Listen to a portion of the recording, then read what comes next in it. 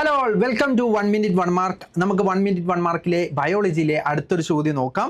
Peristalsis occurs in nervous system, respiratory system, digestive system, reproductive system.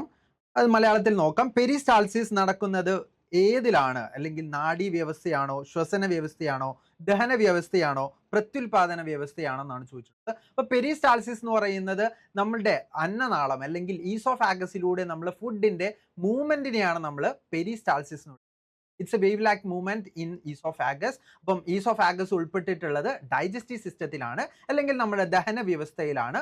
So നമ്മുടെ option C ദഹന വ്യവസ്ഥ അല്ലെങ്കിൽ digestive system എന്ന് പറയുന്ന ഓപ്ഷൻ സി ആയിരിക്കും നമ്മൾ റൈറ്റ് ആൻസർ ആയിട്ട് വരാം. അപ്പോൾ നിങ്ങൾക്കായിട്ട് ഒരു ക്വസ്റ്റ്യനും കൂടിയും തരാണ്. So nerves, spinal cord, brain together constitute, അതായത് നാഡി ഞരമ്പുകൾ, സുഷുമ്ന നാഡി, തലച്ചോറ് എന്നിവ ചേർന്ന് എന്തിനെ സൃഷ്ടിക്കുന്നു? നാഡി വ്യവസ്ഥയാണോ, ശ്വസന വ്യവസ്ഥയാണോ, ദഹന വ്യവസ്ഥയാണോ, അല്ലെങ്കിൽ പ്രത്യുൽപാദന വ്യവസ്ഥയാണോ?